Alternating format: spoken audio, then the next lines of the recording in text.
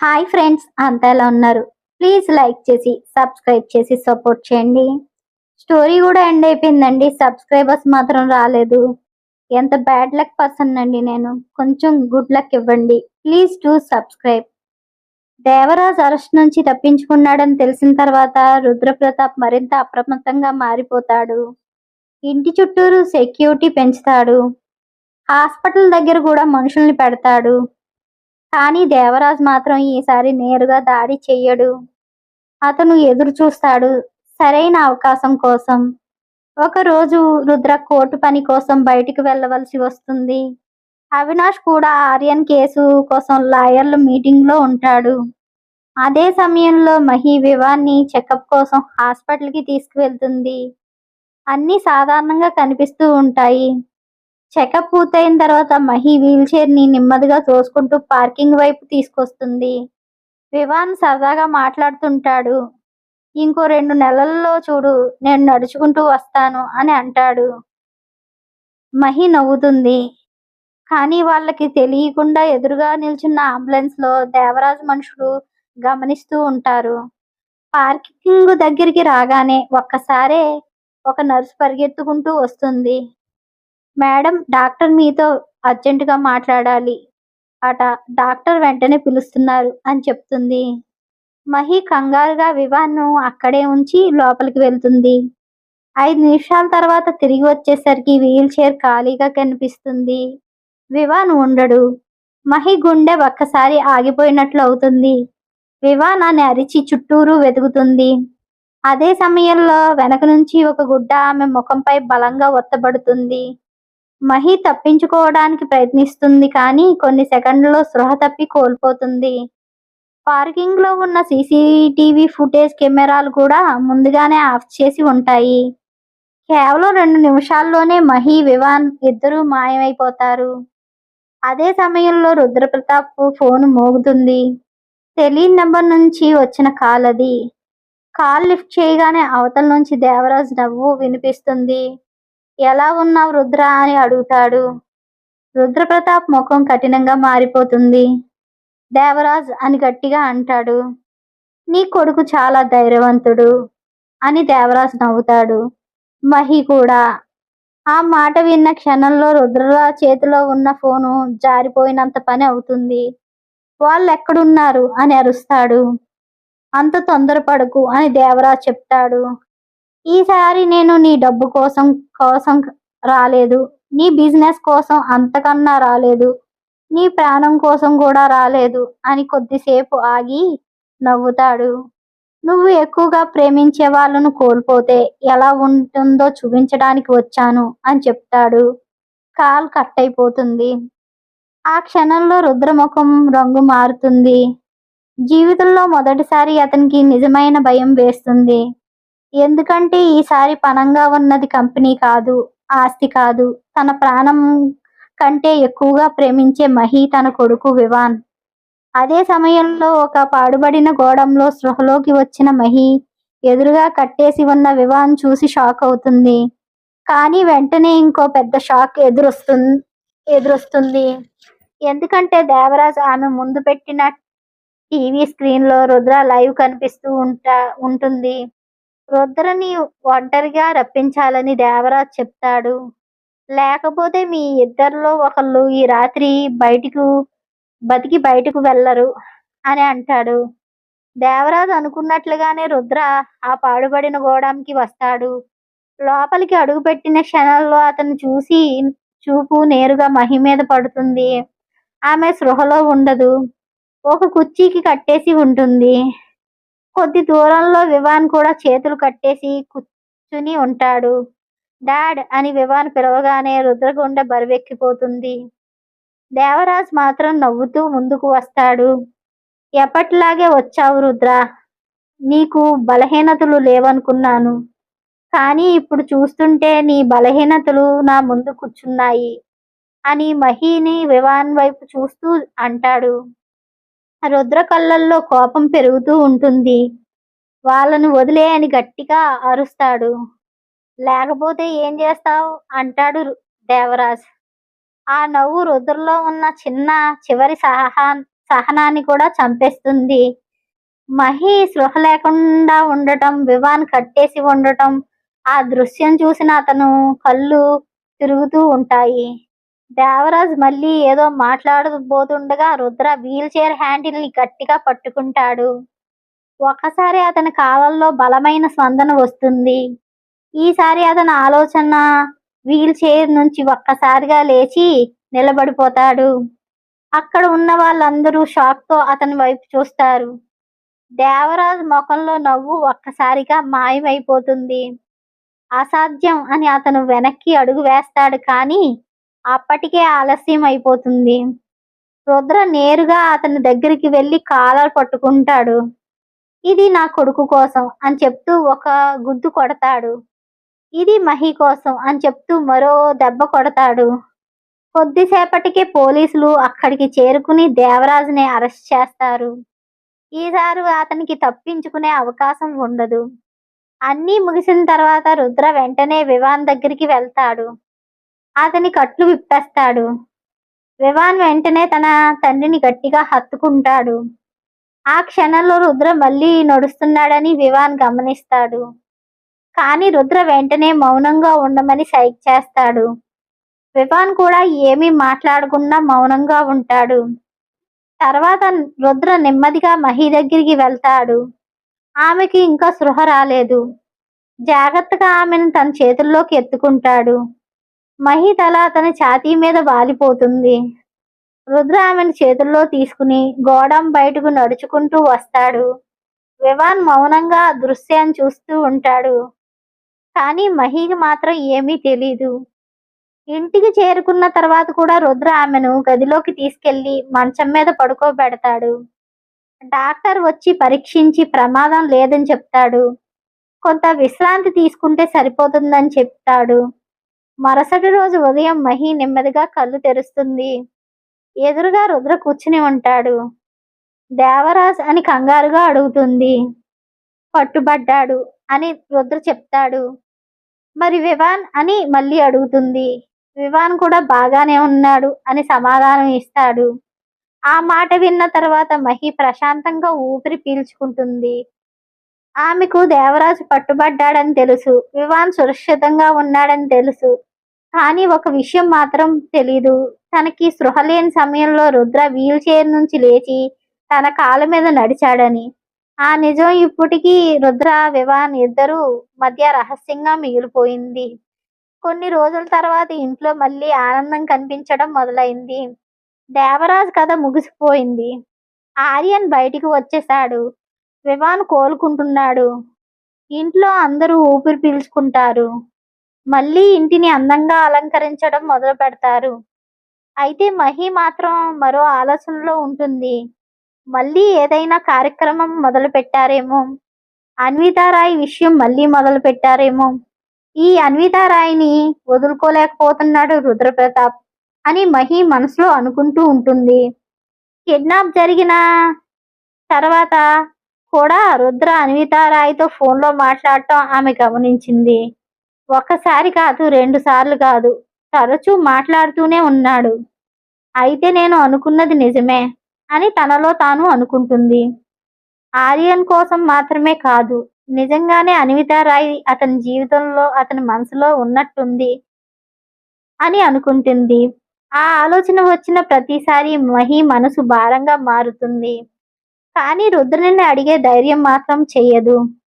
ఎందుకంటే అతను ఇచ్చే సమాధానం వినటానికి ఆమె సిద్ధంగా ఉండదు. అదే సమయంలో రుద్ర తన గదిలోకి అన్వితారాయ్తో మాట్లాడుతుంటాడు. ఇంకా చెప్పలేదా అని అడుగుతుంది అన్వితారాయ్. రుద్ర కాసేపు మౌనంగా ఉంటాడు. సమయం రాలేదు అని చెప్తాడు. సమయం కాదు రుద్ర అని అన్విత నవ్వుతుంది. నీకు ధైర్యం రావటం లేదు. రుద్ర వెంటనే సమాధానం చెప్పలేడు. ఎందుకంటే ఆమె చెప్పింది నిజమే. దేవరాజును ఎదుర్కోవటం అతనికి సులభం. బిజినెస్ యుద్ధాలు గెలవటం కూడా అతనికి సులభం. కానీ మహి ముందు తన మనసులో మాట చెప్పడం మాత్రం చాలా కష్టం. అదే సమయంలో తలుపు బయట నిలబడిన మహి వాళ్ళ మాటలు కొంతవరకు వింటుంది. నిజంగానే అన్వితారాయ్ని మర్చిపోలేకపోతున్నాడు అనుకుని అక్కడి నుంచి నిశ్శబ్దంగా వెళ్ళిపోతుంది. ఆమెకి తెలీదు రుద్ర అన్విత మాట్లాడుకున్న విషయం ప్రేమ గురించి కాదు, మహి గురించి అని. ఆ ఆలోచనలతోనే తన గదిలోకి వెళ్ళి తలుపు వేసుకుని పడుకుంటుంది. రాత్రి చాలా ఆలస్యం అయిన తర్వాత తలుపు తట్టిన శబ్దం వినిపిస్తుంది. మేడం మిమ్మల్ని కిందకు రమ్మన్నారు అని మెయిడ్ వచ్చి చెప్తుంది. ఇంత రాత్రి రుద్ర ఎందుకు పిలిచాడో మహికి అర్థం కాదు. నెమ్మదిగా అతని గది వరకు వస్తుంది. గది మొత్తం చీకటిగా ఉంటుంది. ఎవరు లేరా అని పిలుస్తుంది. లోపలికి అడుగు పెడుతుంది. లైట్ ఆన్ చేయబోతుండగా చీకట్లోంచి రుద్ర గొంతు వినిపిస్తుంది. లైట్ ఆన్ చెయ్యకు మహి అని. ఆమె ఆశ్చర్యంగా అడుగుతుంది. సరే అని చెప్పి ఎదురుగా ఉన్న సోఫాలో కూర్చుంటుంది. చెప్పండి, ఇంత రాత్రి ఎందుకు రమ్మన్నారు అని అడుగుతుంది. కొన్ని క్షణాలు రుద్ర ఏమీ మాట్లాడు. తర్వాత నెమ్మదిగా చెప్తాడు. అమెరికాలో ఉన్నప్పుడు నువ్వు ఒక విషయం చెప్పావు కదా. మహి కాసేపు ఆలోచిస్తుంది. నేను చాలా విషయాలు చెప్పాను అని అంటుంది. ఏ విషయం అంటుంది. రుద్ర చిన్నగా నవ్వుతూ పిల్లల్ని కనవలసిన వయసు వచ్చిందని చెప్పావు అని అంటాడు. ఆ మాట విన్న మహి ముఖం ఎర్రబడిపోతుంది. అది ఇప్పుడు ఎందుకు గుర్తు చేస్తున్నారు అని సిగ్గుతో అడుగుతుంది. రుద్ర కాసేపు మౌనంగా ఉంటాడు. ఎందుకంటే ఆ రోజు నీ మాటలకు సమాధానం చెప్పలేదు, అందుకే. మహి గుండె వేగంగా కొట్టుకోవటం మొదలవుతుంది. ఇప్పుడు చెప్తారా అని అడుగుతుంది. ఆ చెప్తా అంటాడు రుద్ర. కానీ ముందు ఒక విషయం తెలుసుకోవాలి. ఏంటి అని మహి అడుగుతుంది. రుద్రం నెమ్మదిగా కుర్చీ నుంచి ముందుకు వంగుతాడు. ఆ రోజు నువ్వు పిల్లల గురించి మాట్లాడినప్పుడు, కుటుంబం గురించి మాట్లాడినప్పుడు అని ఏదో చెప్పబోతాడు. మహి ముందు అన్వితారాయి విషయం చూడండి అని మహి నెమ్మదిగా చెప్తుంది. రుద్ర కనుబొమ్మలు ముడుచుకుంటాయి. అన్విత అని అడుగుతాడు. మహి తల ఊపుతుంది. అవును అని చెప్తుంది. ఆమెతో మీ నిశ్చితార్థం జరగవలసింది. రుద్ర చిన్నగా నవ్వుతాడు. ఇంకా నీ మనసు అదే ఆలోచనల దగ్గర ఆగిపోయిందా అని అడుగుతాడు. ఆలోచించకుండా ఎలా ఉంటాను అని మహి సమాధానం ఇస్తుంది. ఆమె కోసం మీరు ఎంతో చేశారు, నేను చూశాను అంటుంది. రుద్ర కాసేపు మౌనంగా ఉంటాడు. తర్వాత నెమ్మదిగా చెప్తాడు. అన్వితారాయ్కి నేను మాట ఇచ్చింది పెళ్లి గురించి కాదు. మహి ఆశ్చర్యంగా అతని వైపు చూస్తుంది. అంటే అని అడుగుతుంది.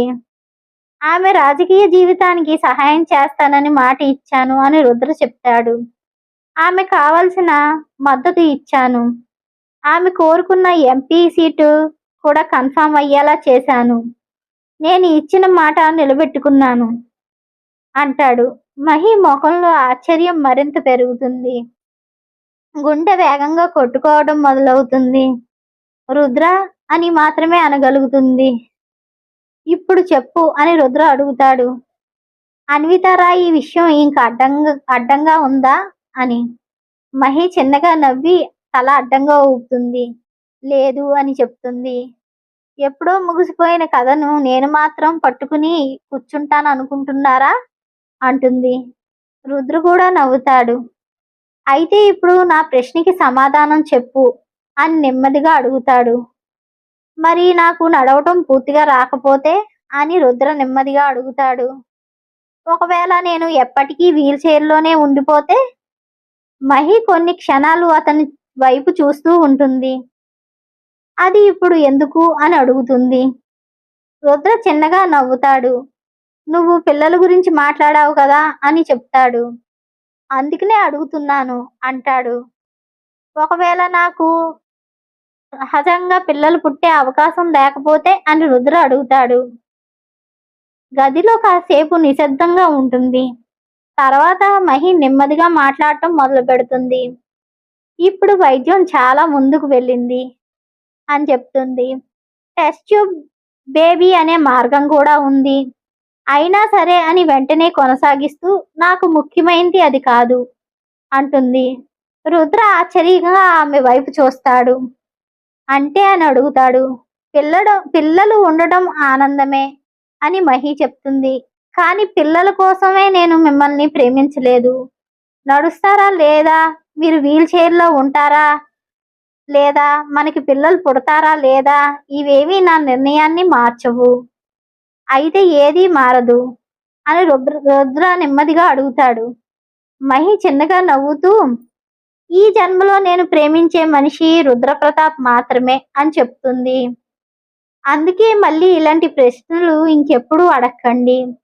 నాకు భర్త కావాలి, పరిపూర్ణమైన మనిషి కాదు. ఆ మహి మాటలు పూర్తవగానే రుద్ర కొన్ని నిమిషాలు ఆమె వైపు చూస్తుంటాడు. నాకు భర్త కావాలి, పరిపూర్ణమైన మనిషి కాదు అన్న ఆమె మాటలు ఇంకా అతని చెవిలో వినిపిస్తూనే ఉంటాయి. మహి మాత్రం సిగ్గుతో తల దించుకుని కూర్చుంటుంది. అకస్మాత్తుగా రుద్ర వీల్ చైర్ నుంచి ముందుకు వంగి ఆమె చెయ్యి పట్టుకుంటాడు. మహి ఆశ్చర్యంగా అతని వైపు చూస్తుంది. రుద్ర అని పిలిచేలోపు అతను ఆమెను జాగ్రత్తగా తన చేతుల్లోకి ఎత్తుకుంటాడు. మహి పూర్తిగా షాక్ అయిపోతుంది. ఏం చేస్తున్నారు అని తడబడుతూ అడుగుతుంది. కానీ రుద్ర సమాధానం చెప్పడు. నెమ్మదిగా ఆమెను తీసుకుని గదిలో ఉన్న మంచం దగ్గరకి వెళ్తాడు. మహి గుండె వేగంగా కొట్టుకోవడం మొదలవుతుంది. ఎందుకంటే ఒక విషయం ఆమెకు వెంటనే అర్థమవుతుంది. రుద్ర తనని చేతుల్లో ఎత్తుకుని నడుస్తున్నాడు. కొన్ని క్షణాల క్రితం వరకు వీల్ చైర్లో ఉన్న మనిషి ఇప్పుడు తన కాళ్ళ మీద నిలబడి ఉన్నాడు. అతను ఆమెను మంచం మీద కూర్చోబెట్టాడు. మహి మాత్రం ఆశ్చర్యంతో అతని వైపు చూస్తూ ఉంటుంది. రుద్ర అని మళ్ళీ పిలుస్తుంది. రుద్ర ఈసారి చిన్నగా నవ్వుతాడు. తర్వాత గోడ దగ్గరికి వెళ్ళి లైట్ ఆన్ చేస్తాడు. గది మొత్తం ఒక్కసారి వెలుగుతో నిండిపోతుంది.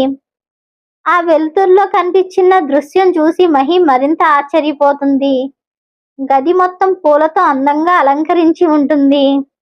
మంచం మీద గులాబీ రేకులు జల్లబడి ఉంటాయి. చిన్న చిన్న లైట్లు గది మొత్తం మెరుస్తూ ఉంటాయి. ఇది అంతా అని మహి ఆశ్చర్యంగా అడుగుతుంది. రుద్ర నెమ్మదిగా ఆమె ఎదురుగా వచ్చి నిలబడతాడు. నువ్వు చాలా రోజులుగా కోల్పోయిన ఆనందం కోసం అని చెప్తాడు. కానీ మహి చూపు గది మీద లేదు, రుద్ర మీదే ఉంటుంది. మీరు అని చెప్పి లేచి అతని దగ్గరికి వస్తుంది. మీరు నడుస్తున్నారు అని అంటుంది. ఆ మాట చెప్తున్నప్పుడు ఆమె కళ్ళల్లో కనిపించిన ఆనందం రుద్ర ఎప్పుడూ చూడలేదు. ఇది నిజమా అని మళ్ళీ అడుగుతుంది. రుద్ర తల ఊపుతాడు. మహి ఒక్కసారి నవ్వేస్తుంది. ఆ నవ్వులో ఆశ్చర్యం ఉంటుంది, ఆనందం ఉంటుంది, ఉపశమనం ఉంటుంది. నాకెందుకు చెప్పలేదు అని అడుగుతుంది. మొదట నువ్వు చూడాలనే అనుకున్నాను అని రుద్ర చెప్తాడు. మహి కళ్ళల్లో తట్టుకోలేక అతని వైపు చూస్తూ ఉంటుంది. ఇన్ని రోజులు అతని బాధ కోసం బాధపడింది, అతని నొప్పి కోసం ఏడ్చింది. ఇప్పుడు అతను తన కాళ్ళ మీద నిలబడటం చూసిన క్షణంలో ఆమె మనసు పూర్తిగా నిండిపోతుంది. మరి చదువు అని రుద్ర నెమ్మదిగా అడుగుతాడు. అమెరికా వెళ్ళి పూర్తి చేస్తాను అని చెప్పావు కదా. మహి చిన్నగా నవ్వుతుంది. అవును చెప్పాను అని అంటుంది. అయితే అని రుద్ర అడుగుతాడు. మహి అతని కళ్ళల్లోకి చూస్తుంది. మీకు కావాలంటే నేను చదువుతాను, డిగ్రీ పూర్తి చేస్తాను, ఇంకా చదువుతాను. కానీ ఒక తేడా ఉంటుంది అంటుంది. రుద్ర కనుబొమ్మలు ఎత్తుతాడు. ఏంటా తేడా? మహి చిన్నగా నవ్వుతూ, ఈసారి నేను ఒంటరిగా అమెరికా వెళ్ళను అని చెప్తుంది. రుద్ర కూడా నవ్వుతాడు. అంటే ఈసారి కూడా అమెరికా వెళ్తాను అని మహి చెప్తుంది.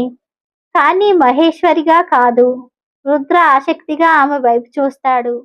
మహి నెమ్మదిగా అతని దగ్గరకు వచ్చి నిలబడుతుంది. ఈసారి అని చెబుతూ అతని చేతిని పట్టుకుంటుంది. మిసెస్ మహేశ్వరి రుద్రప్రతాప్ గా వెళ్తాను. ఆ మాట విన్న క్షణంలో రుద్ర ముఖంలో చిరునవ్వు విరుస్తుంది. అంటే అని అడుగుతాడు. అంటే ఎక్కడికి వెళ్ళినా మీ భార్యగా వెళ్తాను, తిరిగి వస్తాను, మీ భార్యగానే వస్తాను అని మహి చెప్తుంది. రుద్ర కొన్ని క్షణాలు ఆమె వైపు చూస్తూ ఉంటాడు. ఎన్నో సంవత్సరాలుగా తన జీవితంలో లేని ప్రశాంతత ఆ క్షణంలో కనిపిస్తుంది. మిస్సెస్ మహేశ్వరి రుద్రప్రతాప్ అని రుద్ర నెమ్మదిగా చెప్తాడు. వినటానికి బాగుంది. మహి నవ్వేస్తుంది. వినడానికి మాత్రమే కాదు అని చెప్తుంది. నాకు కూడా బాగా నచ్చింది. ఆ మాట విన్న రుద్ర కూడా నవ్వుతాడు. ఆ రాత్రి వాళ్ళిద్దరూ ఒక విషయం స్పష్టంగా అర్థమవుతుంది. ఇక ముందు వాళ్ళు కలలు వేరు కాదు, ప్రయాణాలు కూడా వేరు కాదు. జీవితమంతా కలిసి నడవలసిన దారి ఒక్కటే. స్టోరీ అయిపోయిందండి. Please do subscribe.